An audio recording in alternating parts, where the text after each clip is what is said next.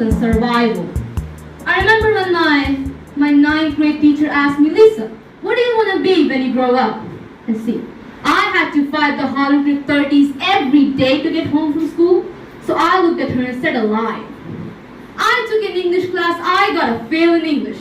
And my English teacher said, in front of the entire class, Lisa, you have to be the weakest writer I've ever met in my entire life. Don't worry, my story is good. Don't feel sorry for me. I got 7 under my belt. And then the same year, my speech teacher said, after giving me a D minus, I knew I had an A in speech. Like, come on. He obviously didn't agree with me. He gave me a D minus and said, quote unquote, Miss Nichols, I recommend you never speak in public, that you get a desk job. So here's the beauty of that story. Other people's perception of you ain't none of your business. Everything you've ever been through, said through, rose through, cried through, prayed through, everything's a setup for your next best season. And the way you forgive the seemingly unforgivable, the way you love the seemingly unlovable, the way you accept what seems to be unacceptable, the way you embrace after you've been betrayed, the way you do that is the way you believe us. Your light belongs to everyone. It will be illuminated because you were bold enough and obedient enough to let your light shine. Yes, yes. Yes, yes.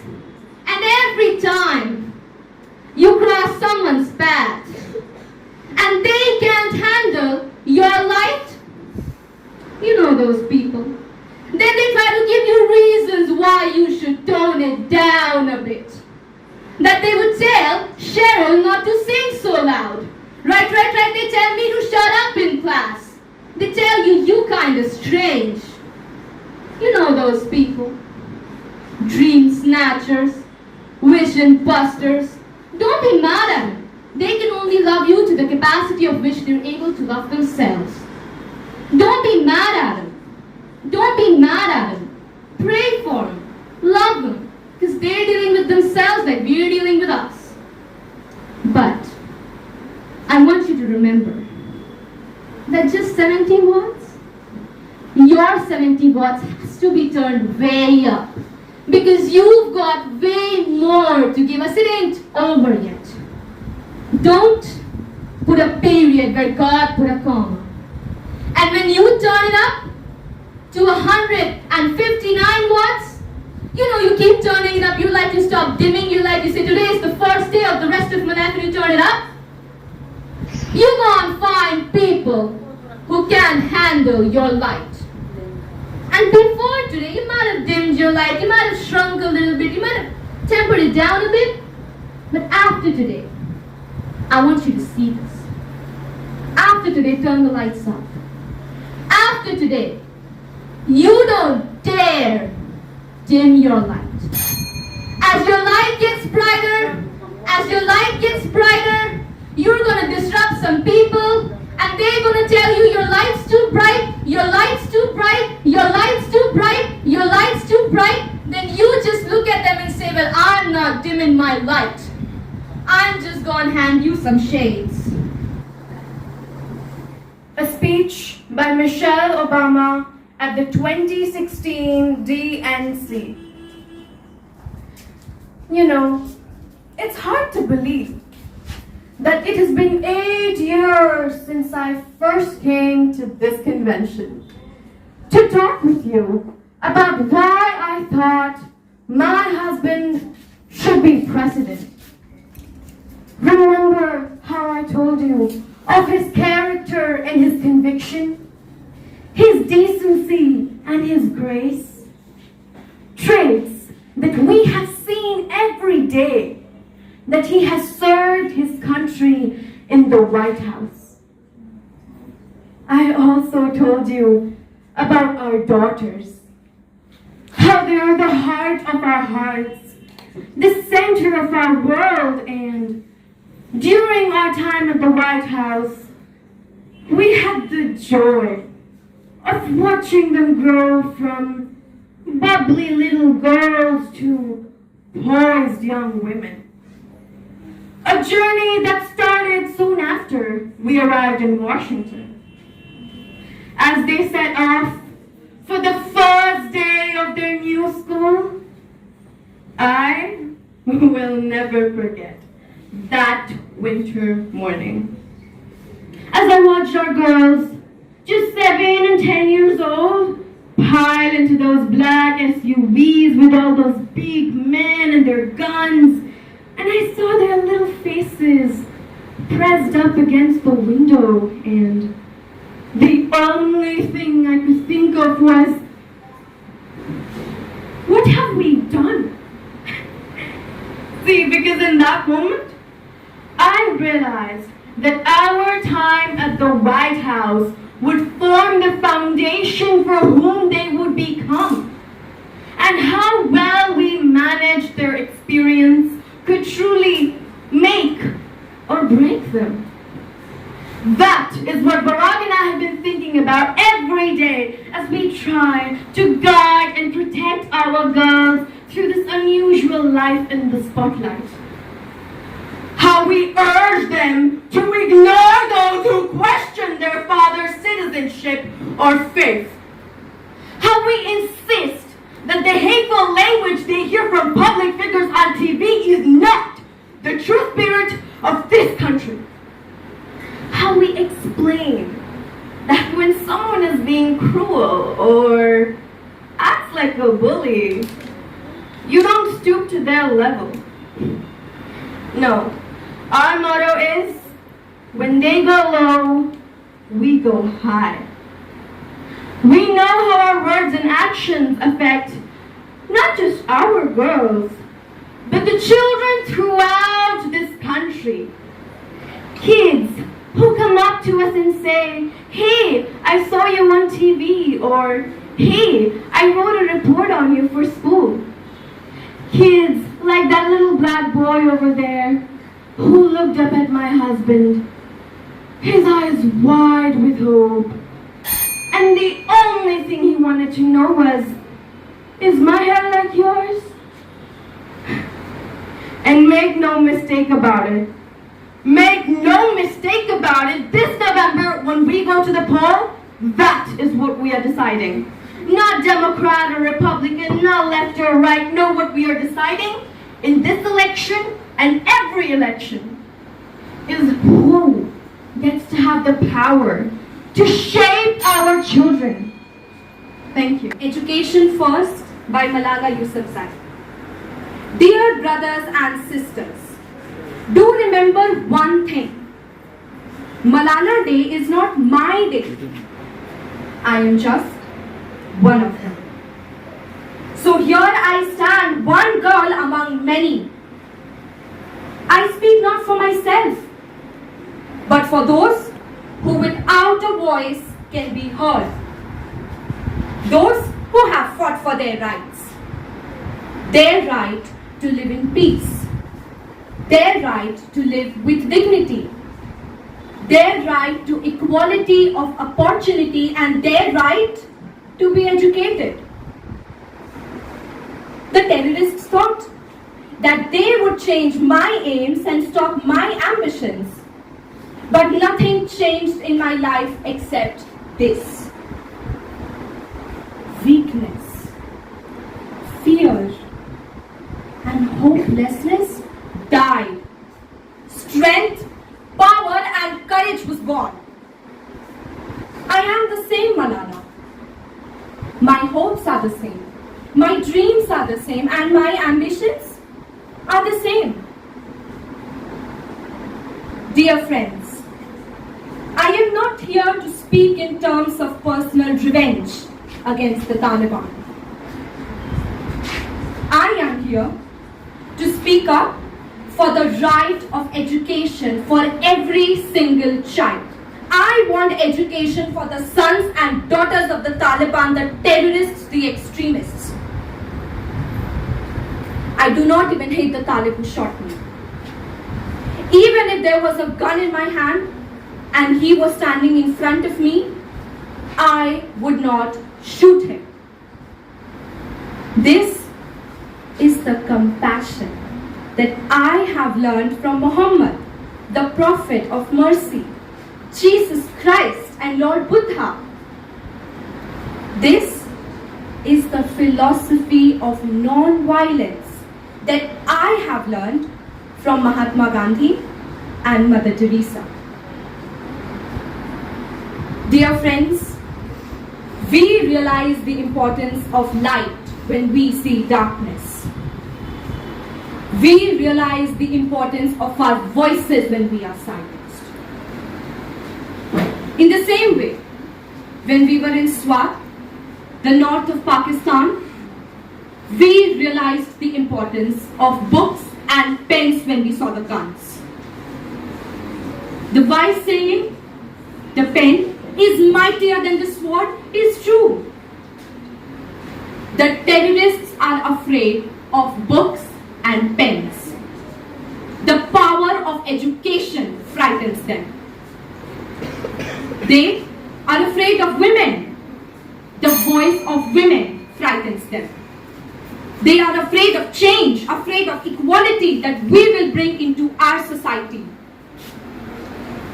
One child, one teacher, one book, and one pen can change the world. Education is the only solution. Thank you.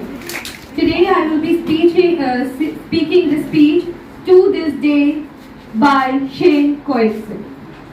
I was around 14 years old when I was seriously asked to consider a career path. So I said, I would like to be a writer. And they said, choose something realistic. So I said, professional wrestler. And they said, don't be stupid. And that's when I realized that we somehow must become what we are not, sacrificing what we are to inherit the masquerade of what we will be. And I wonder, what made my dream so easy to dismiss? Maybe because they got called names. Silly, foolish, impossible. And I'm not the only kid who grew up this way, surrounded by people who used to say that rhyme about sticks and stones, as if broken bones hurt more than the names we got called. And we got called them all. So we grew up believing that no one would ever fall in love with us, that we will be lonely forever. So broken heartstrings bled the blues as we tried to empty ourselves till we feel nothing. Don't tell me that hurts less than a broken bone. She was 8 when she got called ugly. For both of us, the school halls were battlegrounds where we found ourselves outnumbered. Day after wretched day, we used to stay inside for recess because outside was worse. You not see anything beautiful about yourself, then go get a better mirror. Because there is something inside you that made you keep trying despite everyone who told you to quit. Thank you. Wrong with you? A loose scoreboard which ruined your ability to function. Why are you always so tired? Your life is uninspired and small, and all you do is sprawl on the couch with outstretched limbs like a sloth in slow motion. Where is your devotion to succeed, man? Did it drift out of the window with the smoke from your weed? Do I need to force feed you discipline till you finally concede? I book and I keep and I don't stop till the soles of my feet bleed. But I'm fine. I'm perfect. Be perfect, Maya. Be perfect like me. Stop acting like a cat with 9 lives left. Stop committing yourselves to songs and stories in a world with degrees and PhDs impede the need for push, and then stop chewing on your nails. No wonder you have never attracted any males. Why do you do that? Do you like the teeth? Are they sweet? You can't have sweets, Maya. You are ruining your teeth like you're ruining your life. My teeth are perfect, clean and pristine. They gleam like the golden halo above my perfectly conditioned head. I don't need sugar, Maya. I am above sugar. Why are you down here, Maya? Why are you down here when you need to be up here? Up here with the ones who have a promising career, who listen when information goes in one ear and doesn't come out the other. You'll never be up here, Maya. You act as if the act of listening is a crime. Or else you would have heard me the 666th time. I told you to stop chewing on your nails. Stop chewing on your nails like a piece of trash. You can't be trash, Maya. You have to be perfect. Be perfect like me. I get up 5 in the morning every day. Every day worried that I'll collapse. As my bones start to decay from cleaning up your scraps. Why is your room such a mess?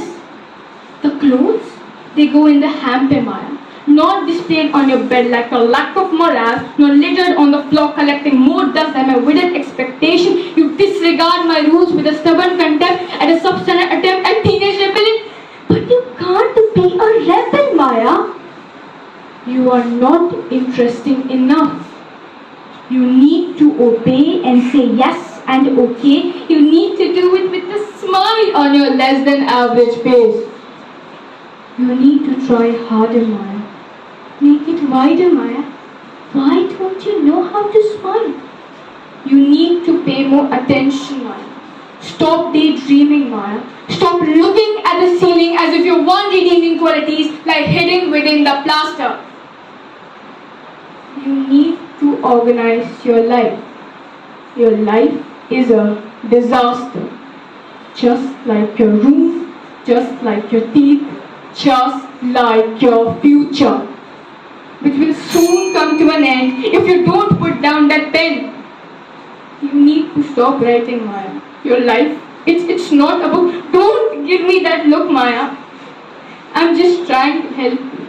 I'm just trying to love you. I'm just trying to love you. You have to let me love you so that you can be perfect. Be perfect like me. Thank you. Think Big and Dream Even Bigger by Elon Musk. Alright, I would like to thank you for leaving crazy person out of the description. So, I thought, I was trying to think, what's the most useful thing that what I can say that can actually be helpful and useful to you in the future. How did these things happen? And maybe there are lessons there. I often find myself wondering, how did this happen? When I was young, I didn't really know what I was going to do when I got older. People kept asking me, but then eventually I thought the idea of inventing things would be really cool. And the reason I thought was because I read a quote from Arthur C. Clarke which said that a sufficiently advanced technology is indistinguishable from magic. And that's really true. If you go back, say, 300 years, the things we take for granted today, you would be burned at stake for. Being able to fly, that's crazy. Being able to see over long distances, being able to communicate, having effectively with the internet as a group mind of sorts, having access to all the world's information instantly from anywhere on the earth. This stuff that really would be magic, that would be considered as a magic in times past. In fact, I think it actually goes beyond that. The things we take for granted today were not even imagined in times past, were not in the realm of magic. So, it actually goes beyond that. So, I thought, well, if I can do some of those things, basically, If I can advance the technology, then that is like magic and that would be really cool. I've always had an existential crisis because I was trying to figure out what does it all mean? Like, what's the purpose of these things? And I came to the conclusion that if we can advance the knowledge of the world and if we can do the things that expand the scope and scale of consciousness, then we are better able to ask the right question and become more enlightened. And that's the only way forward. So, I studied physics and business. I figured in order to do a lot of these things, you need to know how the universe works, you need to know how the economy works, and you also need to be able to bring a lot of people together to work with you to create something. And that's where the things are, and hopefully there are lessons to be drawn there. I think the overreaching point that I want to make is that you guys are the magician of 21st century. Don't let anything hold you back. Imagination is the limit. Go out there and create some magic. Good morning everyone. I am going to declaim Emma Watson's speech on gender equality which she delivered at the launch of He for She campaign in UN. Today we are launching a campaign called He for She. I am reaching out to you because I need your help. We want to end gender inequality and to do that we need everyone to be involved. This is the first campaign of its kind in UN. We want to try and galvanize as many men and boys as possible to be advocates for gender equality. And we don't just want to talk about it, but make sure it is tangible. I was appointed as Goodwill Ambassador for UN Women 6 months ago. And the more I have spoken about feminism, the more I have realized that fighting for women's rights has too often become synonymous with man-hating. If there is one thing I know for certain, it is that this has to stop. For the record, feminism by definition is the belief that the men and women should have equal rights and opportunities. It is the theory of the political, economic and social equality of the gender. I started questioning gender-based assumptions a long time ago. When I was 8, I was confused to being called bossy because I wanted to direct the plays that we would put on for our parents. But the boys were not. When at 15, my female friends started dropping out of the sports team because they didn't want to appear muscly. When at 18, my male friends were unable to express their feelings, I decided that I was a feminist. And this seemed uncomplicated to me. But my recent research has shown me that feminism has become an unpopular word. Women are choosing not to identify as feminists. Apparently, I am among the ranks of women whose expressions are seen as too strong, too aggressive, isolating, anti-men, unattractive, even. Why has the word become such an uncomfortable one? Well, I am from Britain and I think it is right that as a woman I am paid same as my male counterparts. I think it is right that I should be paid same as my male counterparts. I think it is right that socially I am accorded the same respect as men. But sadly, I can say that there is no one country in the world where all women can expect to receive all these rights. No country in the world can yet say that they have achieved gender equality. These rights I consider to be human rights, but I am one of the lucky ones. My life is a sheer privilege because my parents didn't love me less because I was born a daughter. My school did not limit me because I was a girl. My mentors would not assume I would go less far because I might give birth to a child one day. These influencers are the gender equality ambassadors who are changing the world today. And we need more of those. And if you still hate the word, let me tell you, it is not the word that is important, but the idea and ambition behind it. Because not all the women are afforded the same rights that I have. In fact, statistically, very few have been. We are struggling for a uniting word. But the good news is we have a uniting movement. It is called He for She. I am inviting you to step forward, to be seen, to speak up, to be the He for She, and to ask yourself, if not me, who? If not now, when? Thank you very much. Good morning, everyone present here. I am here to deliver the speech of Winston Churchill on 29th October 1941 when he visited Harrow. Almost a year has passed since I came down here at your headmaster's kind invitation in order to cheer myself and cheer the hearts of a few of my friends by singing some of our own songs. The 10 months that have passed have seen very terrible, catastrophic events in the world, ups and downs, misfortunes. But can anyone sitting here this afternoon, this October afternoon, not feel deeply thankful for what has happened in the time that has passed and for the very great improvement in the position of our country and of our home? We were poorly armed. We are not so poorly armed today, but then we were very poorly armed. We had the unmeasured menace of the enemy and their attack still beating upon us. And you yourself had experience of this attack. Now I expect you are beginning to feel impatient that there has been this long lull with nothing turning particular up.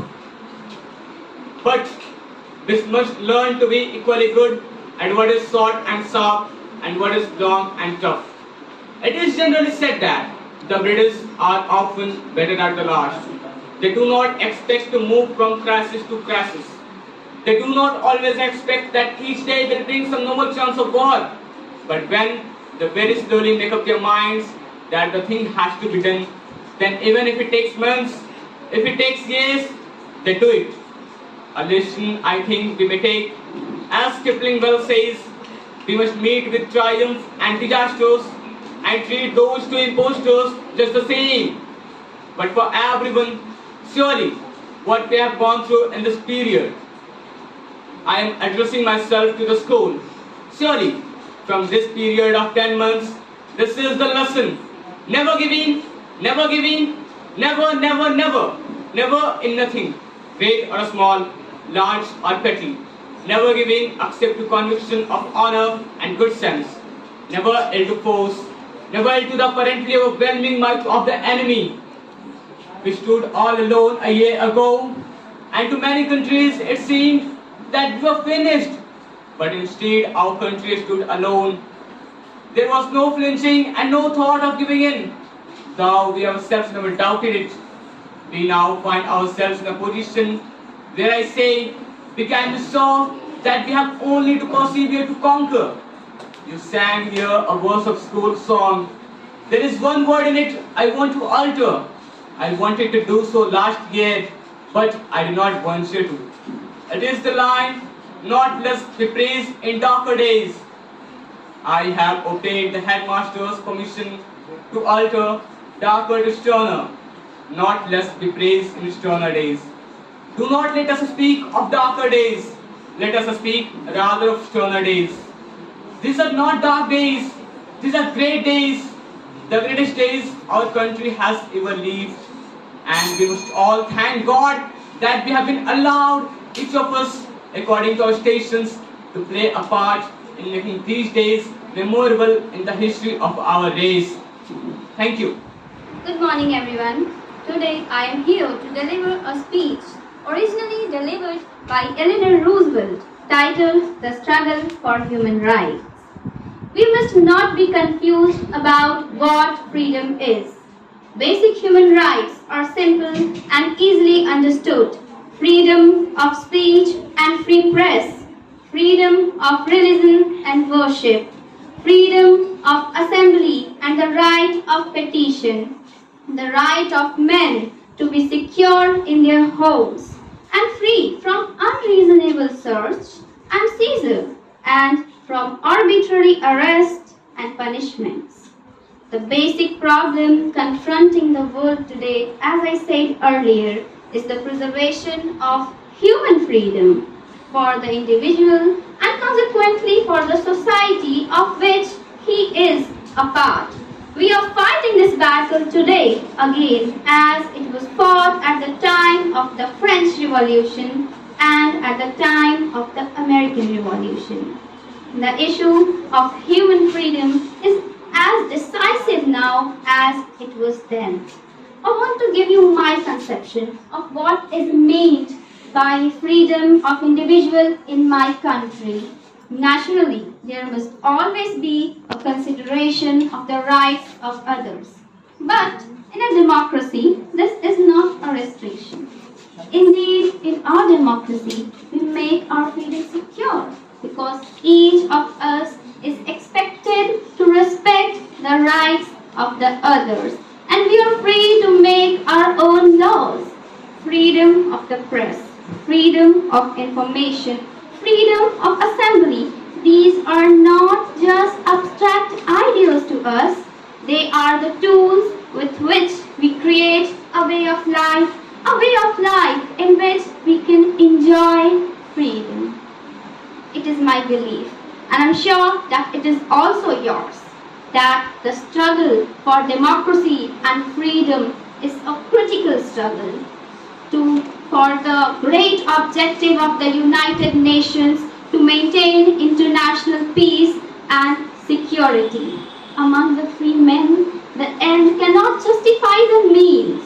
We know the principles of totalitarianism, the single political party, the control of schools, press, radio, the arts, the science, the church, to support autocratic authorities. These are age-old patterns against which men have fought for 3,000 years. These are the result of reaction, retreat, and retrogression, the development of the ideals of freedom, and its translation into everyday life of the people of great areas of the world is the product of the effort of many people. It is the fruit of a long tradition of vigorous thinking. No one race and on one people can claim to have done all the work to achieve greater dignity for human being and great freedom to develop human personality. In each generation and in each country, there must be a continuation of this struggle and new steps forward must be taken since it is preeminently a field in which stand still is to retreat. A very phonetic morning to each one of you present here. Today I am here to deliver an excerpt from the speech given by Jatin Dugal Bhaskar at the National Youth Parliament. From Rig Ved and Sam Ved to the longest written constitution of the world. From flying Pushpak Vimans 4,000 years ago to today building Mirage and Tejas. From worshipping Moon and Mars to today going to Moon and Mars through Chandrayaan and Mangalyaan, we as a civilization have come a very long way. Today when I look at this topic, three aspects come to my mind.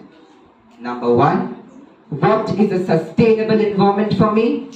Number two, what is the role of youth? And number three, how can we connect these two together? Ecologically, ladies and gentlemen, the West has just started to live in harmony with nature. But as a civilization, we have been worshipping trees and eating on banana leaves for centuries. Today, as young people, we need to take small steps.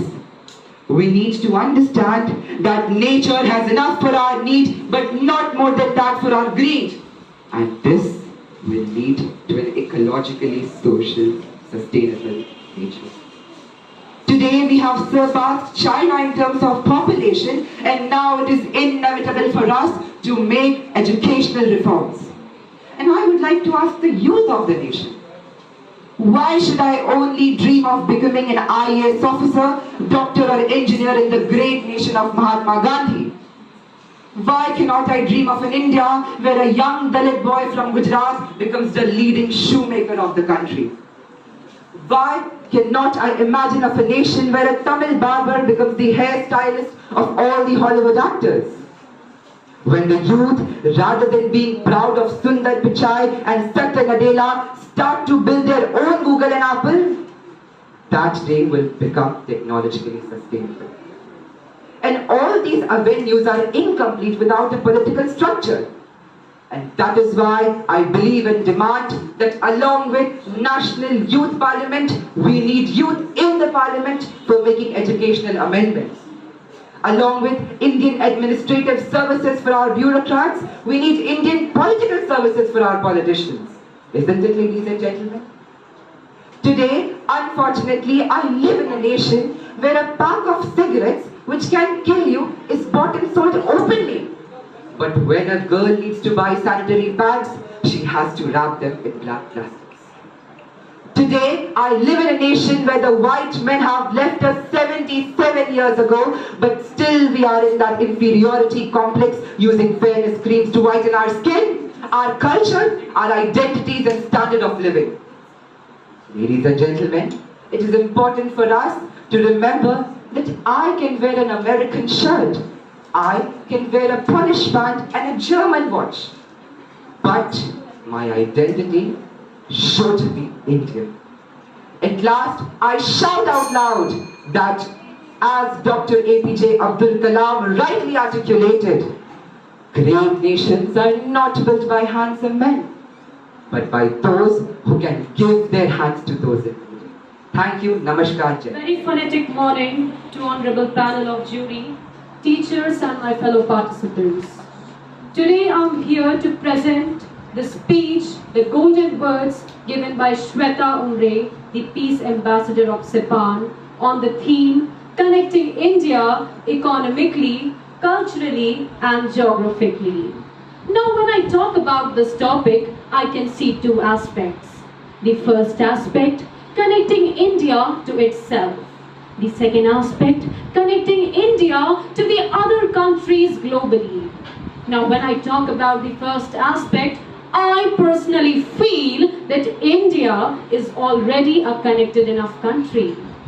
To justify my statement, I would like to begin with an example. NASA has reportedly stated that the sound of the rotation of the earth is Om. And we have been worshipping Om, we have been worshipping landscapes, rivers, lakes since ages now, which clearly states that our culture is born out of the geography of our country. Moving ahead to how culture is connected with our economy, when I talk on this, how can I not talk about the heritage tourism that we have? About Char Dham, about Golden Temple, about Haji Ali Dargah, about the beautiful churches of Goa. This heritage tourism generates revenue for our nation.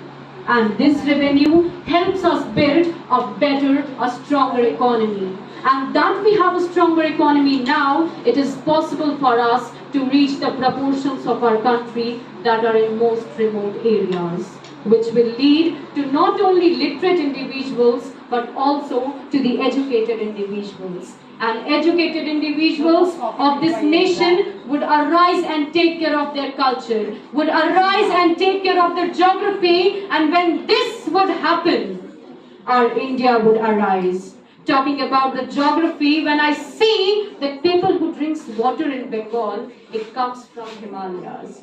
People who experiences rainfalls in Mumbai are the clouds from Gujarat, and we have the second largest network of roads in the world. All thanks to the 3% taxpayers of this nation. Ahead, I would like to state that how India is getting connected to the other countries globally. India has always been rich in cultivable lands, rich in heritage, and richest is among all you beautiful youth people of this world. This is the reason why the countries come over here and wants to invest on our land. This not only being pride and respect to my country, but it also generates a very strong economical bonds, economical relationships with the countries that are more developed than ours. This is how economical bonds are formed, and this is how we understand each other's geography. And when economy and geography of two countries mix, there is an interchange of culture. Strong economical bonds, economical relationships with the countries that are more developed than ours. This is how economical bonds are formed, and this is how we understand each other's geography. And when economy and geography of two countries mix, there is an interchange of culture. We adapt their culture and they adapt our culture. So with this, I would like to state that the only thing we have to take care is that the youth of India has to focus and strengthen this connection which already exists within and inter-India. This, I end my say. Thank you everyone. My father used to always tell me something which I want to share with you. That why do you want to fit inside a glass slipper? You know, like we were told, like Cinderella did. So why do you want to fit inside a glass slipper when you can shatter the glass ceiling? I want to tell you a little secret. I am not very fond of this phrase, breaking the glass ceiling. Why does it annoy me? Because it takes the context of everything that I have done, all my achievements, all my hard work, and puts it into a box, as if my ambition was ki, I want to find a glass ceiling and break it. Not at all. To be really honest, I was never on a mission to break, to shatter anything. All I wanted was to chase my dreams, my ambitions. I wanted to evolve.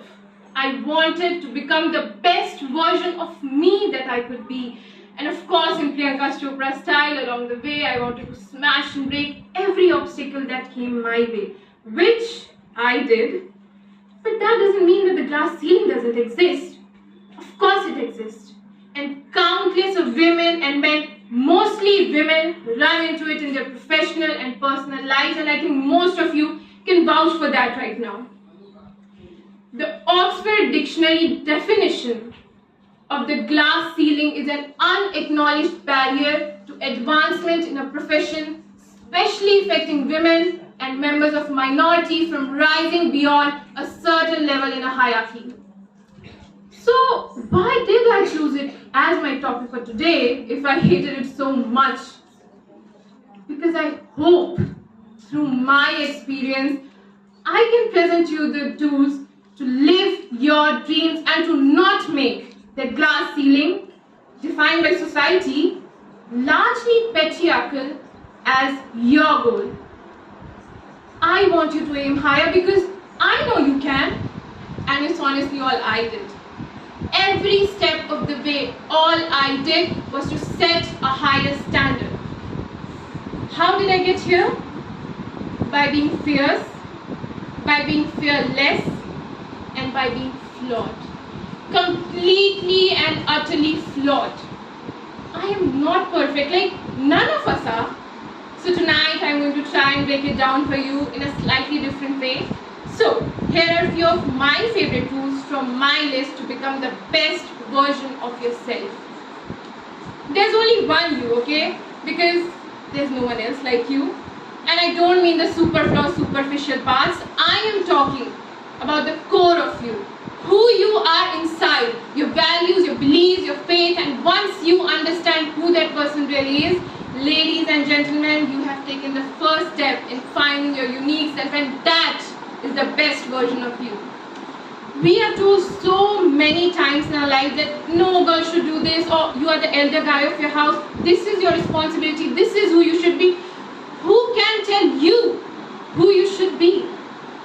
Don't let anyone or any situation dictate to you who you are and who you should be. I know it's much easier said than done. I know it because I have done it, but fight for your dreams because no one else is going to fight for your dreams except you. So today, I stand before you, weathered by life, but happy and raring to do so much more. I'll see you on the other side. Namaste. Address to the DNC 2004 by Barack Obama. On behalf of the great state of Illinois, crossroads of a nation, land of Lincoln, let me express my deepest gratitude for the privilege of addressing this convention. Tonight is a particular honor for me because, let's face it, my presence on this stage is pretty unlikely. My father was a foreign student, born and raised in a small village in Kenya. He grew up herding goats, went to school in a tin roof shack. His father, my grandfather, was a cook, a mere domestic servant to the British. But my grandfather had larger dreams for his son. Through hard work and perseverance, my father got scholarship to study in a magical place, America, that's shown as a beacon of freedom and opportunity to so many who had come before. My parents shared not only an improbable love, they shared an abiding faith in the possibilities of this nation. They would give me an African name, Barack, or Blessed, believing that in a tolerant America, your name is no barrier to success. They imagined me going to the best schools in the land, even though they weren't rich, because in a generous America, you don't have to be rich to achieve your potential. They're both passed away now, and yet I know that on this night, they look down upon me with great pride. As I stand here today, grateful for the diversity of my heritage, and aware that my parents' dreams live on in my two precious daughters. Tonight, we gather to affirm the greatness of our nation. Not because of the height of our skyscrapers, or the power of our military, or the size of our economy. Our pride is based on a very simple premise, summed up in a declaration made over 200 years ago. We hold these truths to be self-evident, that all men, yes, all men are created equal, that they are endowed by their Creator with certain inalienable rights, that among these are life, liberty, and pursuit of happiness. That's the true genius of America. A faith in simple dreams, an insistence on common miracles, so that we can tuck in our children at night and know that they are fed and clothed and safe from harm. So that we can speak what we think, write what we think, without hearing a sudden knock at the door. So that we can have an idea and start our own business without paying a bribe. So that we can participate in the political processes without the fear of retribution, and our votes will be counted, or at least most of the time. I believe that we can provide jobs to the jobless, homes to the homeless, and reclaim young people from all across America from violence and despair. I believe that we have a righteous wind at our backs, and that as we stand on the crossroads of history, we can make the right choices and meet the challenges that face us. America, tonight, if you feel the same energy as I do, if you feel the same passion as I do, if you feel the same hopefulness as I do, if we do what we must do, then I'm sure that people from all across America will surely rise up in November and the country will be out of its dark political history. Thank you. I think that we, in some strange ways, are conditioned to believe that success comes overnight, that success is microwavable, that success can get into air fryer and come right out. In some strange ways, we are convinced to believe that in fact the journey is too long, or the journey is too hard, or if the hurdles are too frequent, that maybe this means that this isn't meant for us. That maybe this means that this isn't supposed to happen for us. Maybe this means that I'm in the wrong space. When in fact, it's quite opposite. I think you're on the right road you're supposed to be when it's hard. When something's easy, it sounds like it's not supposed to be yours. Oftentimes, you want the finish line without running the race. You have something you're looking for, and just because it's hard, it doesn't mean that's not meant for you. It doesn't mean that it isn't supposed to happen for you. It just means that you're in the middle of a process And you have to stay on the process. People ask me all the time, Dashana, why do you keep going? Why do you keep going? Why do you keep going? It's because I understand the process, and I understand that if it was easy, everybody could achieve it. If it was easy, everybody would achieve it. The reason why it's easier for me to stay on the road of success, whether it is to Miss USA, whether it is to 11 years in the military, whether it is to a master's degree, whether it is to the 7 years it took for me to become a notable speaker, whether it is to be an author or a non-profit CEO. I understand the process and I understand the road, and I understand that this isn't meant to be easy. Therefore, it's so much easier for me to climb this mountain because I understand the terrain that I'm about to experience. Each and every one of you needs to understand the road you're on and the terrain you're going to experience. It makes it easier for you to handle it. If you walk into something thinking that it's supposed to be easy, and then you wonder why it's hard, and that's the reason why you give up. I have two challenges in this part of perseverance.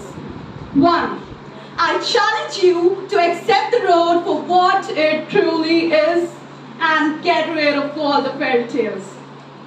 Get rid of whatever is telling you it's supposed to be easy. And then I challenge you to never let your failure go waste. What do you mean by that? Every single time I went back to the state competition, I learned more and more about myself. That by the end of that 7-year period, I became a more elevated version of Dashana. By the time I got to the Miss USA stage, I had learned everything that was needed to learn to be able to handle a national title. Every single year, Dashana got better. What I'm saying is that every single time you run into a hurdle, every single time you run a loss, every single time you run into failure, I want you to take that lesson home with you. And the next day, I want you to show up better. I believe in the power of words. Words can make you, break you, they can damage your soul, they can heal you forever. That's why I try to use positive words wherever I go in life. They call it adversity, I call it opportunity. They call it weakness, I call it strength. They call me disabled, I call myself differently able. They see my disability, I see my ability. Some incidents that happen in your life are so strong that they break you physically. They may deform your body, but they transform your soul. And one such incident happened to me. I was 18 when I got married. It was, of course, never a happy marriage. 2 years after my marriage, I met a car accident. My husband managed to save himself, I'm happy for him. But I sustained a lot of injuries. The list is a bit too long, but the spine injury changed my life completely. I was at the verge of despair. The doctor came to me and told me that I heard you wanted to be an artist, but ended up being a housewife. Well, I have a bad news for you. You won't be able to paint again. I said it's alright. The next day he came and told me that you won't be able to walk again. I said it's alright. The next day he came and told me that you won't be able to give birth again. That day, I was devastated. I started to question my existence, that why am I even alive? So what kept me going was one day I asked my brothers to get me paint and a canvas, and the very first painting I made was on my deathbed. Everyone would come and appreciate me for how beautiful it looked, but no one could see the grief in it. Only I could. And that day I decided that I'm going to live this life for myself. I'm not going to be that perfect person for someone. I'm going to take this moment and make it perfect for myself. You know what my biggest fear was? Divorce. But the day I decided that it is nothing more than my fear, I liberated myself by setting him free. And I made myself emotionally so strong that the day I got the message that he's getting married, I texted him that I'm happy for him. And he knows that I pray for him. Number 2 was not being able to give birth again. But then I realized that there are so many children out in the world who just want acceptance. There's no point in crying, you can just go and adopt one. And that's what I did. You know, when you end up being on a wheelchair, what's the most painful thing? People think that we in the world of perfect people would not be accepted because we are imperfect. But when you start to accept yourself for the way you are, the world recognizes you. It all starts from within. We have this amazing fantasy about life that this is how things should work. This is my plan, it should go as per my plan. And if that doesn't happen, we give up. I never wanted to be on a wheelchair, never thought of being on a wheelchair. It is okay to be scared. It is okay to cry. Everything is okay, but giving up should not be an option. They say failure is never an option. Failure should be an option. Because when you fail, you get up and you keep going. So, embrace each and every breath that you're taking. Celebrate your life, live it. Don't die before your death. You're going to die anyways. Real happiness lies in gratitude. Be grateful, be kind, be alive. And don't just exist. Live. Thank you. Good morning, everyone. Give Me Liberty or Give Me Death by Patrick Henry. No man here thinks more highly than I do of the patriotism as well as abilities of the very worthy gentlemen who have just addressed the House. But different men often see the same subject in different lights, and therefore I hope it will not be thought disrespectful to those gentlemen if entertaining as I do opinions of a character very opposite to theirs. I shall speak forth my sentiments freely and without reserve. This is no time for ceremony. The question before the House is one of awful moments to this country. For my own part, I consider it as nothing less than a question of freedom or slavery. Should I keep back my opinions at such a time through fear of giving offense, I should consider myself as guilty of treason towards my own country. Mr. President, it is natural to a man to indulge in the illusions of hope. We are apt to shut our eyes against a painful truth and listen to the song of that siren till she transforms us into beasts. Is this the part of wise men engaged in a great and arduous struggle for liberty? Are we disposed to be of the number of those who, having eyes, see not, and having ears, hear not the things which so nearly concern their temporal salvation? For my part, whatever anguish of spirit it may cost, I am willing to know the whole truth, to know the worst, and to provide for it. They tell us, sir, that we are weak, unable to cope with so formidable an adversary. But when shall we be stronger? Will it be the next week? Or the next year? Will it be when we are totally disarmed and when a British guard shall be stationed in every house? Or shall we gather strength by irresolution and inaction? It is in vain, sir, to extenuate the matter. Gentlemen may cry peace, peace, but there is no peace The war is already begun. Our brethren, they are already in the field. Why stand we here idle? What is that gentleman wish? Is life so dear, or peace so sweet, as to be purchased at the price of chains and slavery? Forbid it, Almighty God. I know not what course others may take, but as for me, give me liberty or give me death. Thank you. We are all history by Viola Davis. History is not the past, it is the present. We carry history with us. We are our history. In other words, you are a product of your environment. Now that term is usually relegated to people from low-income, crime-infested areas. But why? We are all a product of our environment. Your existence is an amalgamation of every triumph, every hard-won battle, every woman who had an idea and massaged it and had the courage to use it to change the world.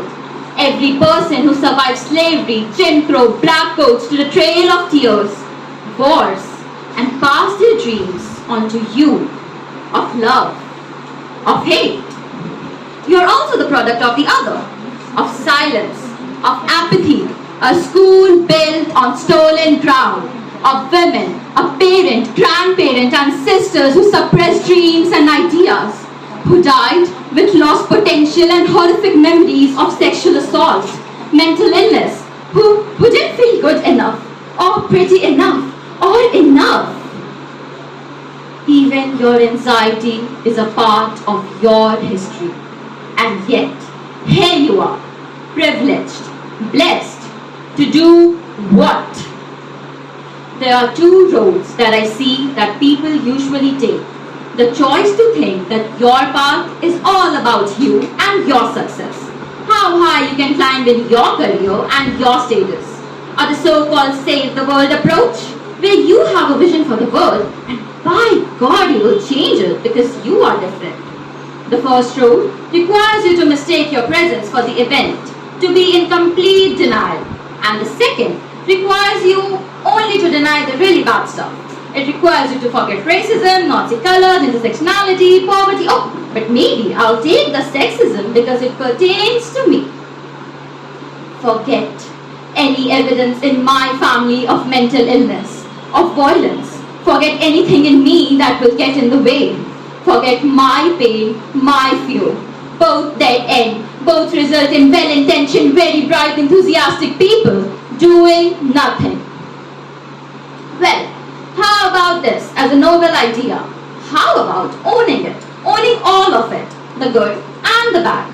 Own the fact that the 39 delegates who wrote the greatest document with the greatest mission statement wrote it when slavery was an institution. Native Americans were being slaughtered and women were fighting for their lives. Own the 100 years of Jim Crow that were implemented after the 13th Amendment, restricting the rights of people who were a quarter black, an eighth black, Native Americans, Malays, Jews. Own every gun-toting, violent hate shooter and own the fact that that is America. Own every heroic deed, great idea, own the mission statement of this school. Own all your memories and experiences, even if they were traumatic, own it. Own it. The world is broken because we are broken. There are too many of us who want to forget. Who said that all of who you are has to be good? All of who you are is who you are. It hurts, you rage, battle it out. Ask why. And then you forgive. You use your heart and your courage and your vision to fix and to heal. Who do you think you are? By Kaishika Rodrigo. Have you ever wanted to be a superhero? And did somebody walk up to you and said, "Who do you think you are?" Have you ever wanted to be brave and amazing and smart? And did anyone walk up to you and said, "Cassie, who do you think you are?" This intimidating question, "Who do you think you are?" has been the reason behind my failures, yet recently the reason behind my success. I remember one such incident where I was traveling with my grandmother in a taxi. We reached our destination and the taxi driver said, "And that would be $32, madam." I took out a $50 bill and I gave it to him. To which he again very politely replied, "Sorry, madam, but I don't have change." I looked at him. Respected Secretary Ma'am, Mrs. Vatsayan, our judges for today's event, Ramesh Sir, Satish Sir, respected teachers and dear students. What a morning we had today. So insightful, nurturing, enriching, and every child spoke so very well, each one of you. So we must give a round of applause to all the participants today. I was wondering how our judges would decide. It was so difficult to decide who is a good speaker, but I must say all of you spoke very well, and there were few who outshined, so we'll get to know of that very soon. The results are almost ready. And a few things that you have to keep in mind is that declamation is a prepared speech, a speech spoken already by a celebrity, by a leader, by an achiever, a famous personality. So some of you that I noticed was that they just talked about, topics on their own. But they need to speak up a prepared speech. So that from next time you have to keep in mind. Today's the weather was so sultry and then with the heated speech and all, but we all showed a lot of patience. So I thank you all for that. I thank Saurabh for conducting the program so very well. Thank you, Saurabh. And I thank all the teachers, everyone present here who supported in making this event a memorable one. I also would like to thank all the teachers who accompanied their students and who helped to prepare them. Thank you. And now I think we are ready with the results. But before that, if our judges would like to, give some tip or talk, so they are most welcome. Ramesh Sir, Satish Sir, would you like to speak, please? Respected name in the field of education, Madam Vatsayan, noted social worker, revered principal ma'am, promising participants from different schools and worthy teachers.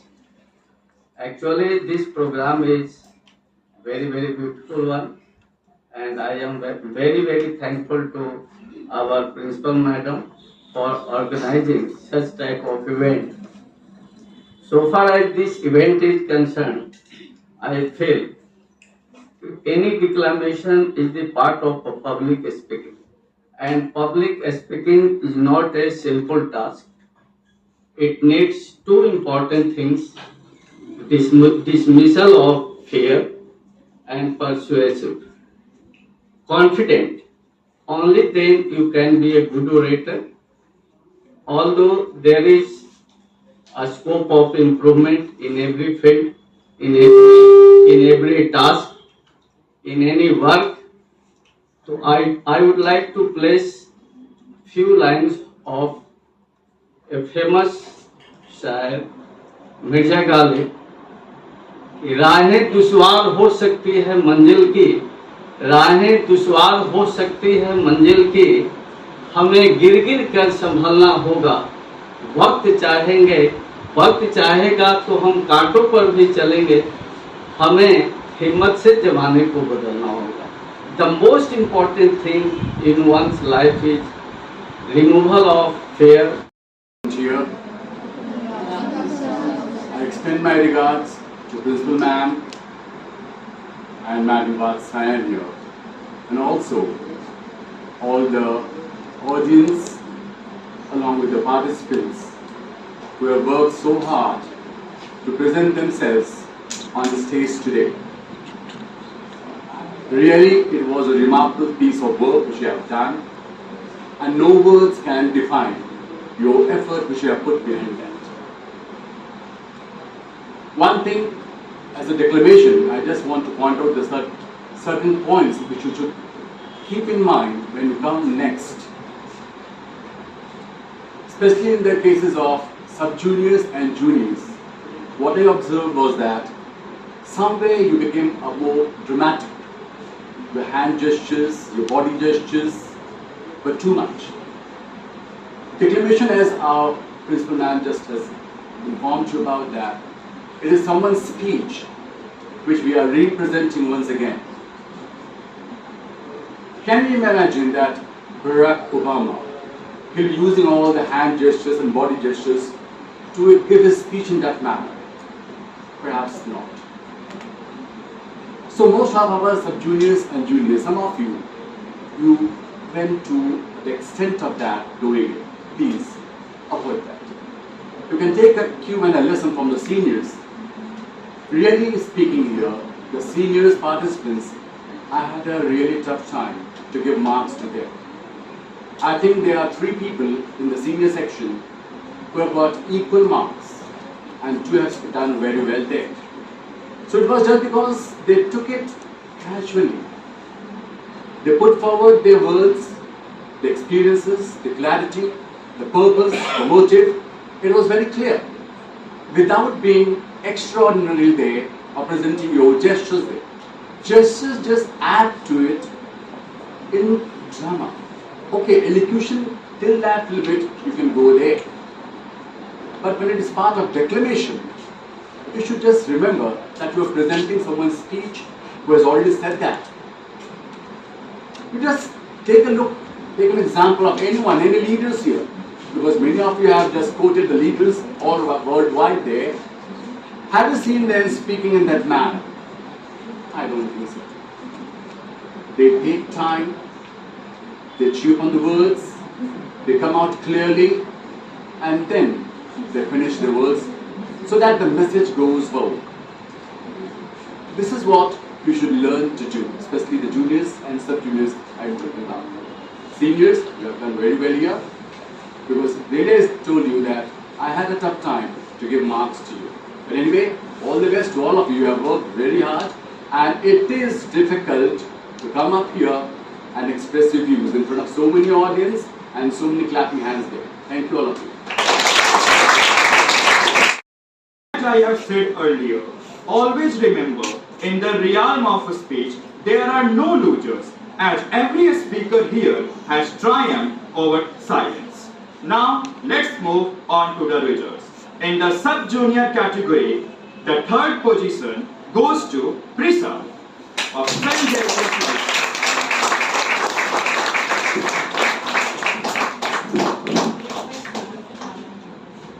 I request Honorable Watson Ma'am to come over here and present the certificates to our students. Please, sir.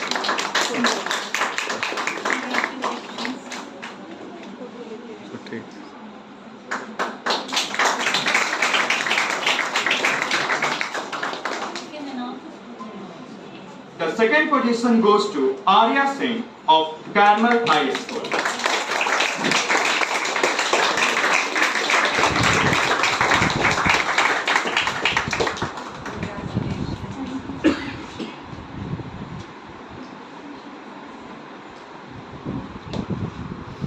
And now, the winner of today's competition in the sub-junior category and the first place on the first award goes to Arya Anand of James High School.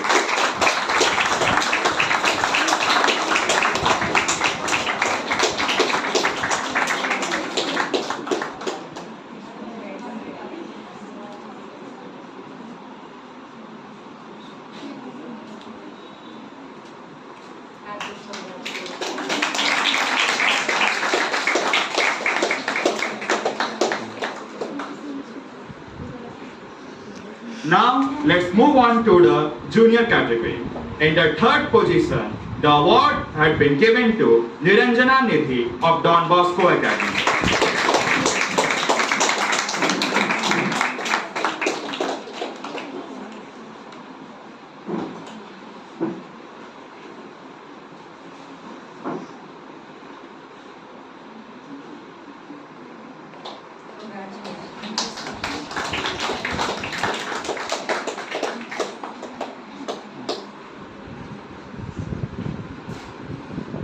In second place, the award goes to Agnes Rose Reggie of Don Bosco Academy.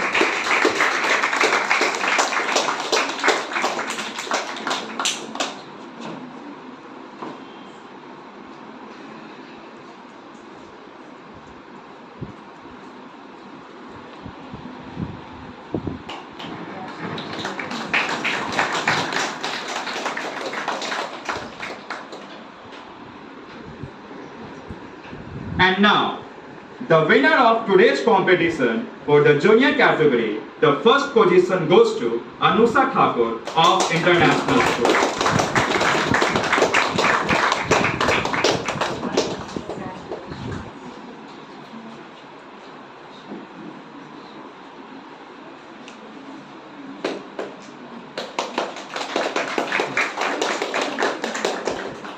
And now let's move on to the last category, the senior one. The third position goes to Tiluka Ambastha of Caramel High School.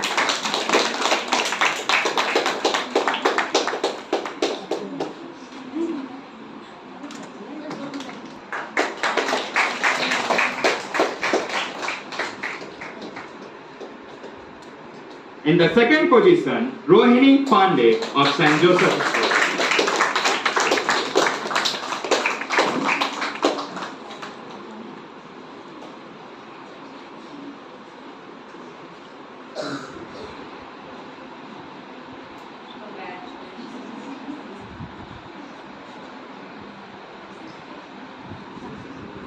And now, the winner of today's competition, the first place award goes to Tanya of Don Bosco.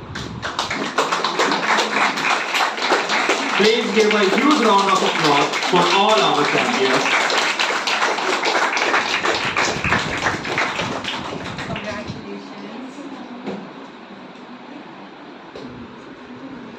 I request all the winners to come for a group picture. Please come with your certificates for a group picture. Please, sir, picture.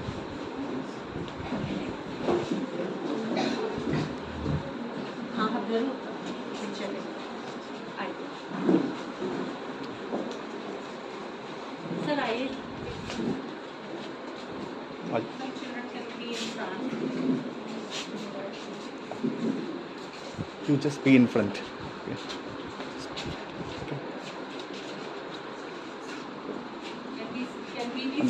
No. Yeah. That would be, that would be great. Thank you.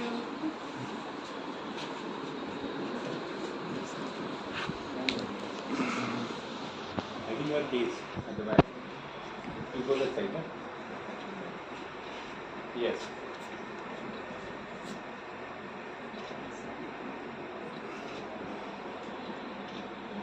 Thank you.